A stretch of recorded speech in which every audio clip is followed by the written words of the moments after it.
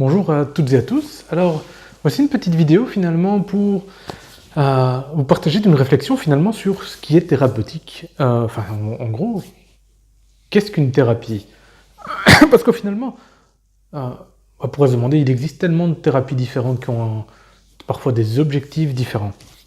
Au final, une thérapie, c'est quelque chose, c'est un outil, une technique ou peu importe, qui permet d'aller d'un état, on va dire, pathologique ou problématique, à un état satisfaisant ou un état bien, en tout cas.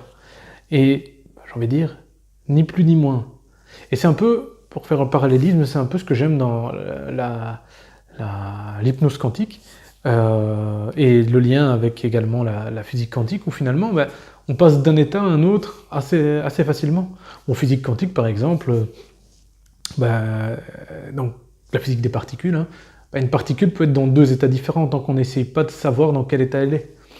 Et à la limite, si ça vous intéresse, je mettrai en description des liens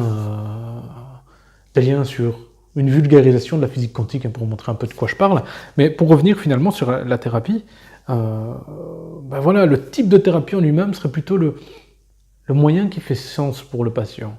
Que ce soit de l'hypnose spirituelle, que ce soit du chamanisme, que ce soit de l'EMDR, que ce soit finalement du surnaturel, peu importe.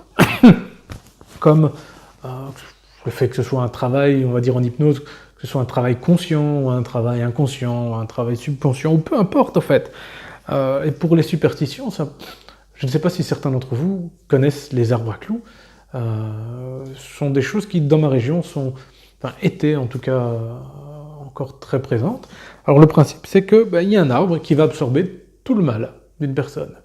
Et il suffit de prendre un clou, de penser au mal dont on veut se libérer, et de le clouer sur cet arbre à clous. Et donc on peut retrouver comme ça des arbres avec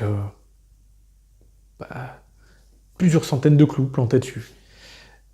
C'est des pratiques qui se font de moins en moins. Mais globalement, ça marche.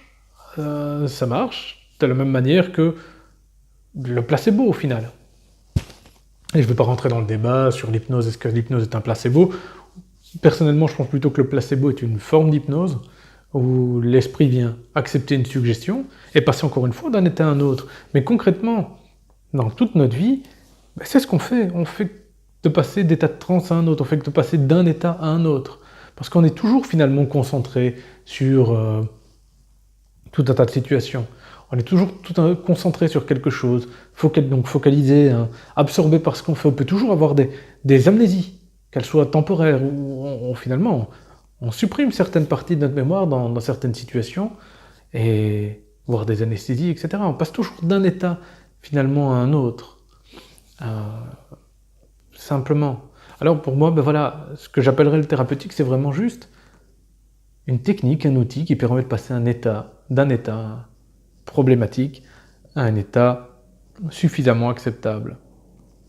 Et même pas forcément bien, même pas forcément euphorique. La vie n'est pas obligée d'être au top niveau. On va dire, ce qui est important, c'est ce que le patient, le client, peu importe comment on l'appelle, va venir rechercher et vers quoi on va l'aider à aller.